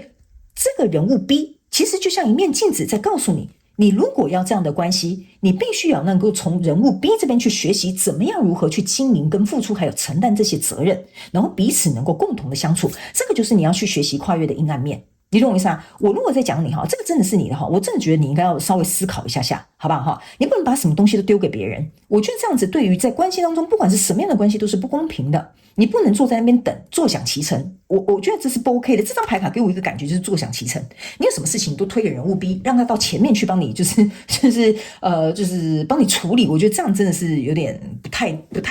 对劲了哈。那这张牌卡叫做这个订婚戒指。OK 哈，这张牌卡的意思就是说，其实人物 A 啊，你很想要有这样子的一个状态，就是说我想要跟别人 engage， 你懂我意思吗？就是说我想跟别人有深入的连结。你觉得你这样的状况会有人跟你要有深度的连结吗？你骗笑哈，所以我才会跟你说啊哈，你不能说好吧，我们来结合，可是你不付出，然后你不去展现你的诚意，或者是你不去改变你自己的这个状态，或者是你不愿意跟对方共同经历跟学习，这个部分我觉得你要去思考一下下，你为什么渴望人性的这个连结，但是你又做不到这个部分，这个就是你要去学习跨越的一个阴暗面。 OK，你之所以不敢付出是为什么？你从这边逃出来是为什么？是害怕受伤吗？是害怕失去吗？是害怕觉得说对方看见你这么小气这么自私的时候，他没有办法接受你吗？ OK， 这个部分你可能要去思考一下。你既然又想要去跟别人有一个 commitment， 就是有一个承诺，但是你要去想啊，承诺它有相对应的责任，是不是这样说？对吧？那你又把这个权杖十逆位，就代表你没有打算要这个承诺啊。那说实在的，我会觉得你还不如不要去招惹这个人物 B， 是不是这样说？对吧 ？OK， 好，那来到这个人物 B 这边呢，这是一个 chaser， 这是一个不是很够，然后还有这个是什么？coffee cup。OK， 来，这个就是为什么哈，我刚刚在这里有讲，这边有一个圣杯王子加上这个圣杯九，加起来是圣杯10。所以为什么我会说哈，这个人物 B 啊，他会说这样子可以更好，这样我会更满意，这样子可以怎么样，这样我们可以更快乐。所以这个人在当他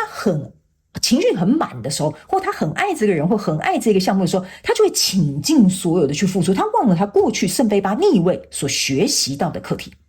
所以这个 chaser 呢，是这个人物 B 过去习惯的一个 pattern， 就是他的模式。所以呢，只要一旦是这样子，这叫 codependent， 就是说他一旦觉得这个人是这样，好，那我就会给，这样我们就会连接很深，然后他就会吸引这样子要跟他连接很深的人，但是他又必须要出去外面帮别人遮风挡雨，好，这会变成是这一段关系会变成是一个依附关系，不是一个很健康的关系。然后呢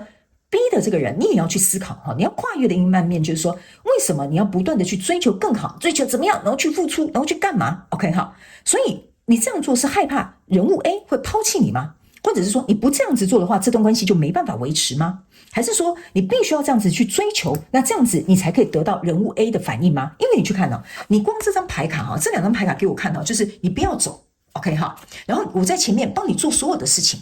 所以人物 B 你可能要去思考一件事情，过去你可能已经学到这个课题了，但现在你又重复遇到这样子的人。好，这我们今天的主题就是你为什么会遇到这个人，遇到这个人的原因又是为什么吗？你可能就是在重新挑战跟宇宙宣告，你要继续跟这样类型的人在一起吗？还是你觉得这样类型的人其实对你来讲不适合 ？OK， 我觉得这个就是你的重复的 pattern 又出现了。OK， 好，然后来到这边呢，有一个他们叫我先解这一张哈，这边有一个叫做咖啡杯哈，这个咖啡杯给我有一种感觉哈，就是说呢，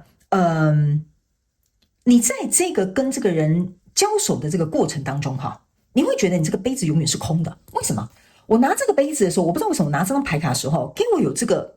圣杯王子的感觉，就是你永远都要递给别人，你永远都不会感觉到说，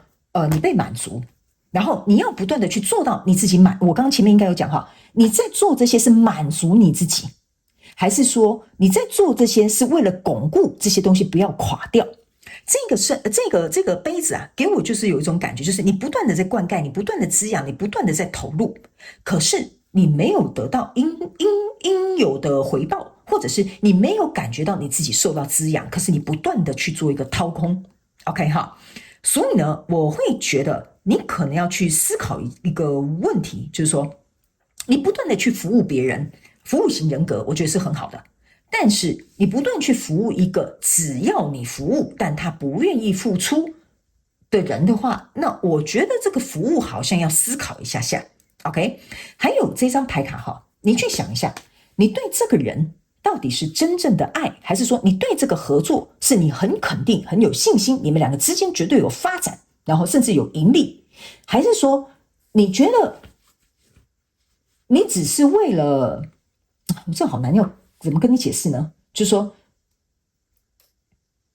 你只是在我就用感情来讲，你可能比较容易懂啊。哈，就是说，你之所以为什么这样追着他，这样子付出，这样给予，你是因为想要去感受到这种付出的价值感，还是说这真的是值得你付出？如果它是一段合作，你是觉得我是真的要干大事，我要干成大事，还是我只想要去试看看我能不能干成这件大事啊？那是不一样的。OK 哈，所以我觉得这样子的心态会导致于你在这个过程当中可能会过分的付出，没有一个边界感，没有一个底线，这个是你可能要去学习跨越的一个阴暗面。OK 哈，然后呢，这张牌卡叫做不够。所以这就是为什么我会有一种感觉哈，这就是你在这个关系当中感觉到非常怎么讲 frustrated， 就是你会觉得为什么我怎么做怎么付出好像都不够 ，OK？ 你的自尊心或者是你自己的这个自我价值感，是不是要透过付出才能够去达到？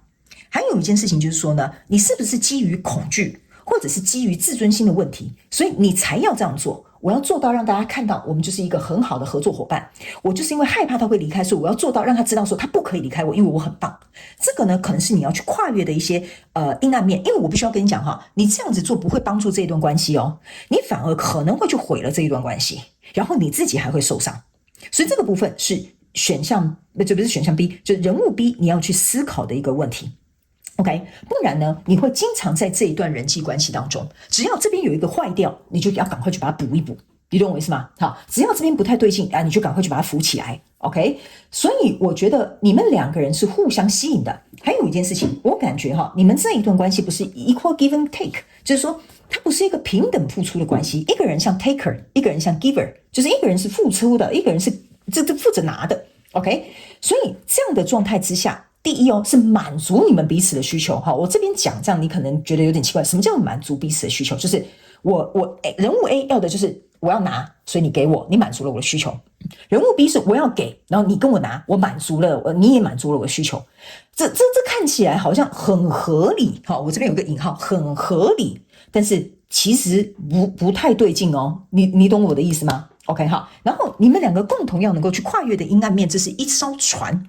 OK 好。意思就是说，你们要能够，你看到这张牌卡，你看，这就是为什么我很喜欢抽宇宙验证牌卡，请宇宙直接来验证我要告诉你的讯息。OK 哈，你们要能够去学习，要怎么样去接受你所想要的。OK 哈，你们要能够去学习怎么样去能够去得到你想要的。所以我个人会感觉，你们两个人之间一定有一些可能没有说清楚或讲明白彼此的需要、想要，或者是在这一段关系当中，你们有没有一些共识？然后还有一件事情就是说，我觉得这一段关系哈，如果它是只是你给我拿的这种状态，或我给你拿的这种状态哈，这段关系其实它长久进行下去，它不会有任何提升的。就是说，我们永远是依赖对方给我，我永远是依赖对方去拿我的东西。那你们两个要互相来到这种我们能够愿意彼此付出的这个状态，它有一个差距存在哦。所以你们两个关系要提升是会有点困难的，这也是这艘船要告诉你的意思。还有这艘船啊，象征的就是你们是在同一艘船上的人。你懂我意思吗？那如果在同一艘船上的人只有一个人划船，那另外那个人就坐在那里等，那不就累死了？是不是这样说？但是不划，这个船又不会动，所以会变成是说，谁愿意先去划，谁就是倒霉的那一个。你懂我意思吗？可是不是啊，我们在这一艘船上面，是我们两个都要一起划船，我们才可以划到岸上嘛，是不是这样说 ？OK？ 所以我个人会感觉，这也是为什么我觉得你们这一段关系还没有结束，因为你还在这艘船上。OK 哈，好，那接下来我们来看一下你们各自要专注的课题哈，就是该学习的人生课题有什么？好吧，你看哦，我跟你讲，不同副牌卡可以出来验证我要告诉你的讯息，那就代表真的很重要了，好不好哈？选择选项3的朋友们 ，OK 哈，好来，等一下哦，他们都可以再抽一张你们共同的，好来，很好，行。来，这个是人物 A， 这个是人物 B， 你自己看哦。我刚刚是不是有讲了？人物 B 要注意平衡，但是人物 A 要学习如何在这一个关系当中要有一个 equal give and take 的这种平衡。所以人物 A， 我必须要很诚实的告诉你哈，如果呢你希望这一段关系是可以长久经营下去的，有一天人物 B 失衡的时候，这段关系绝对是走不下去的。OK， 你可能会觉得你毫发无伤，你可以离开。但是我必须要告诉你，你的人际关系都会重复这样子，就是进入到这个coffin， 就是这个棺材这种断的这个状况，永远没有办法长期的持续的稳定下去。所以这张牌是要告诉你一件事情，你除了要学习在一段人际关系当中如何去照顾到对方的需求，如何去互相的付出，如何去维持这个关系平衡的状态之外呢，还有一件事情就是，我总觉得这一张牌卡也在告诉人物 A， 你要学习的一个课题就是说，你去想一下，为什么你不敢给？是不是以前你曾经被剥夺，你也感觉到不平衡？你可能以前也是一个受害者，但是你现在身份变成一个加害者了。可是你可能下意识的这么做，你没有发现。OK 哈，就是说你以前可能也是像人物 B 愿意付出的人，但你付出你害怕了，所以现在你变成一个 taker 了。但是你不要忘了，你就变成像以前那些专门拿你好处的人了。所以这个你要去思考一件事情，有些时候我们在人生当中我们会经历不同的角色互换，我们才会去学习到怎么样重新回到这个平衡的状态。OK 哈，那人物 B 你在这边呢是一个这个叫做 pride， 我不知道怎么讲哈，就是算是骄傲吗，或自尊心等等之类的哈。这张牌卡呢是要给人物 B 一个提醒，就是说你这么做。为了这段关系付出，你会觉得你看我有能力吧，你看我做得很好吧，没错，我相信你有能力，我也相信你做得很好，你的牌面告诉我了，你是一个很有能力跟实力，而也愿意分享跟付出的人。但是有些时候，如果当我们只能用这个方式去证明我们的价值，证明我们的存在，或者是去证明你看我有多厉害的时候，这个时候你出自于这样子的状态去做这样子的动作，其实我个人会感觉，那是因为你的自尊心可能很弱，你的自信心可能不足，你可能必须要用这些东西来壮大你。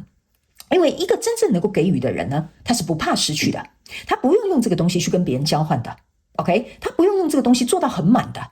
一个能够愿意付出的人，他绝对能够去明辨什么时候该付出，什么时候该收手，什么时候要及时停损，或者是认赔杀出。所以你不断的给予，不断的给予，是为了面子问题吗？是为了你自己自尊心的问题吗？或者是为了别人怎么样去看待你们吗？因为我总觉得你们这边有一些状况，极小众的朋友们是有别人在看待你们这一段关系，所以有可能是有别人外在的眼光，或者是外在的批判，去影响到这个人，就是人物 B 必须要持续不断去这样做。所以这也是为什么你会为这个人物 A 在外面遮风挡雨，为什么你会拉着他说不要走 OK 好，所以我觉得你可能要去想一下，会不会是你们的关系其实没有像这个表面上面的这么的漂亮，所以对不起，会不会是你们关系的真的实质的状况没有像表面上那么漂亮，所以导致于你要把这个表面做得很漂亮，才能够让你持续留在这一段关系啊，这个可能你要去思考一下。所以你们共同在学习的这张牌卡叫做耐心哈，耐心的意思就是说呢，我不觉得，因为我觉得你们大部分的人应该是还在这个状况，大概只有 20% 人这个状况是已经结束了。